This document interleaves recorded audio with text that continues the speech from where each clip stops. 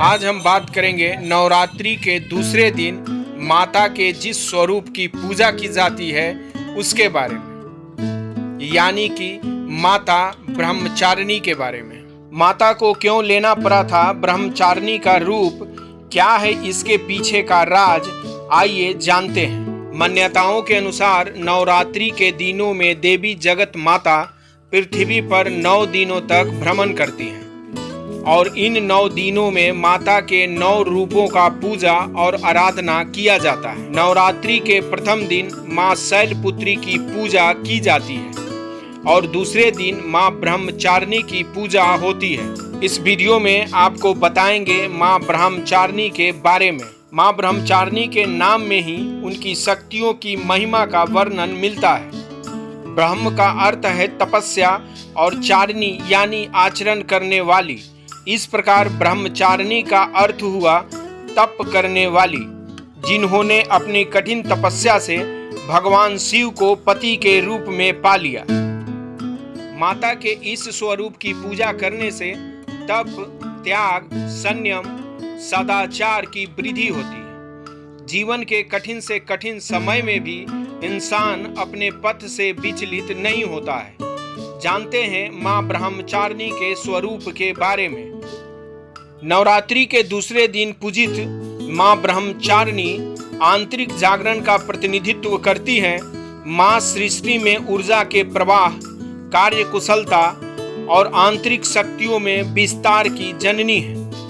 ब्रह्मचारिणी इस लोक के समस्त चर और अचर जगत की विद्याओं की ज्ञाता है। इनका स्वरूप श्वेत वस्त्र में लिपटी हुई कन्या के रूप में है, जिनके दाहिने हाथ में जप की माला तो बाएं हाथ में कमंडल है। यह अक्षय माला और कमंडल धारिणी ब्रह्मचारिणी नामक दुर्गा शास्त्रों के ज्ञान और तंत्र मंत्र आदि से संयुक्त है।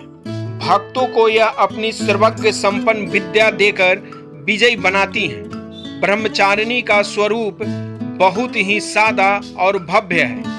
अन्य देवियों के तुलना में अति सौम्य, क्रोध से रहित और तुरंत वरदान देने वाली मानी जाती है। शास्त्रों में वर्णित कथाओं के अनुसार पूर्व जन्म में इस देवी ने हिमालय के घर पुत्री रूप में जन्म लिया था और नारद जी के उपदेश से भगवान शंकर को पति के रूप में प्राप्त करने के लिए घोर तपस्या की थी। इस कठिन तपस्या के कारण इन्हें तपस्याचारिणी अर्थात ब्रह्मचारिणी नाम से जाना गया।